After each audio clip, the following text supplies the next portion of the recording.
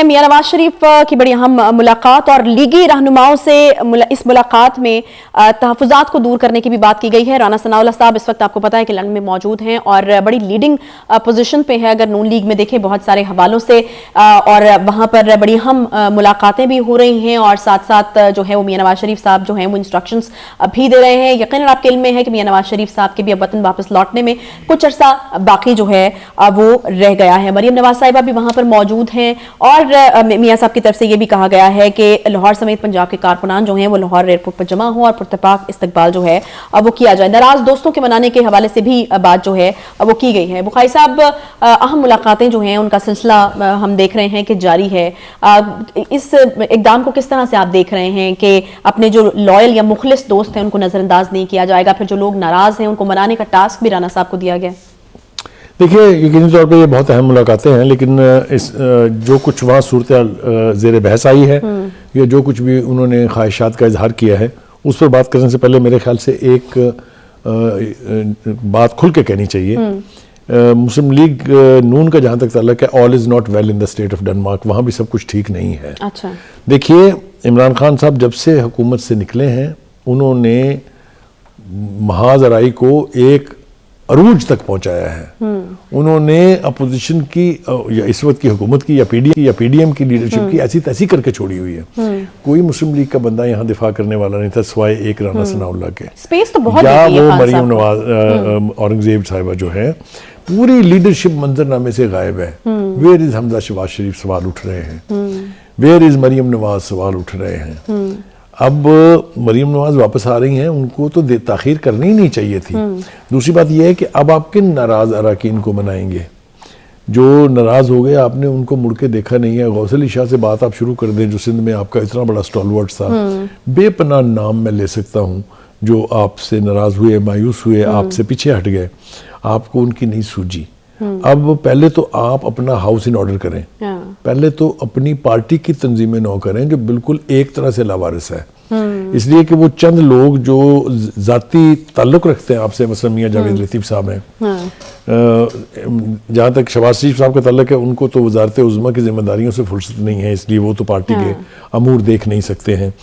جن کی بات چلتی ہے وہ یا نواز شریف صاحب ہیں یا مریم نواز ہیں، وہ دونوں ویسے ملک سے دور تھے۔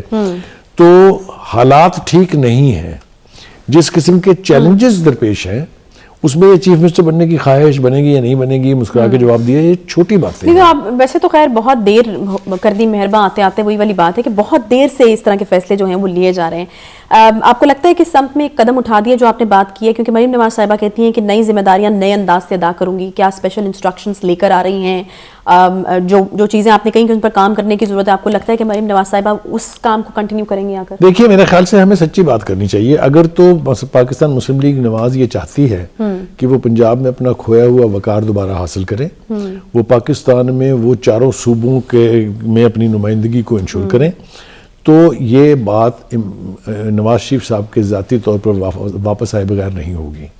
مریم نواز جلسے کر سکتی ہیں، مریم نواز یقینی طور پہ کراؤڈ پولر ہیں، کرزمیٹک ہیں ان کی پرسنالٹی، اور وہ کریں گی بھی، لیکن جو سینئر لیڈرشپ ہے ان کی ریزرویشنز ہیں، پہلے بھی اس کے بارے میں ریزرویشنز تھی۔ کہاں گیا جناب چودھری انصار، such a dedicated person who has served Muslim League Nawaz and Nawaz Sharif for decades؟ وہ چپ کر کے بیٹھا ہوا ہے ٹیکسلا میں اپنے گھر میں۔ بہت سارے نام میں اور لے سکتا ہوں، نہیں لینا چاہتا، غوث علی شاہ کا میں نے آپ کو بتا دیا ہے۔ تو یہ جو لوگوں کے ساتھ ناراضگی کا ایلیمنٹ ہے، یہ تو خیر آپ کو ٹائم لگے گا اس کو ریکور کرتے ہوئے، لیکن آپ اپنی پارٹی کی آرگنائزیشن پہ توجہ دیں اور راہ ہموار کریں نواز شریف صاحب کے جلد واپس آنے کی۔ اگر پنجاب کے الیکشن کی تاریخ اناؤنس ہو گئی، جیسا کہ ہمیں لگ رہا ہے، کیونکہ الیکشن کمیشن نے گورنر صاحب کو خط لکھ دیا ہے کہ 9 اور 13 اپریل کے درمیان کوئی بھی ایک دن مقرر کر لیں، آپ جس دن وہ ہو جاتی ہے اس سے اگر ایک دن بھی آپ تاخیر سے واپس آئیں گے تو آپ کا نقصان ہوگا۔ یہ میں بالکل ذمہ داری کے ساتھ آپ کو کہہ رہا ہوں، اور نواز شریف کے بغیر یہ کشتی جو ہے یہ پار نہیں لگے گی۔ ابھی کیا قباحت ہے؟ ابھی آپ کو کیا لگتا ہے کہ کیوں رکے میں ہیں اور اس کے پیچھے؟ اس لیے رکے ہوئے ہیں کہ کیس جو ہے وہ ان کے گلے میں لٹکا ہوا ہے، چاہے وہ ان کی 10 سال کی سزا ہے، انہیں اصولی طور پر تو اگر وہ واپس آئیں گے تو سیدھے جیل جائیں گے، لیکن اگر اس سے انہیں بچنا ہے تو پھر انہیں وہ راستے اختیار کرنے پڑیں گے جو اسحاق ڈار نے کیے ہیں, جو سلمان شہباز نے کیے ہیں, اور اس کے لیے ان کی جو پارٹی کی لیڈرشپ ہے یہاں انہیں کام کرنا ہوگا. دوسرا اہم ٹاسک یہ ہے کہ پارٹی کے اندر جو وائس آف ڈسینٹس لوگ ہیں جن کی آوازیں ابھر رہی ہیں, چاہے وہ خاقان عباسی ہیں, چاہے وہ مفتاح اسماعیل ہیں, یہ وقت نہیں ہے کہ آپ اپنے سٹالورٹس کو لوز چھوڑ دیں, جانے دیں, پرواہ نہ کریں ان کی.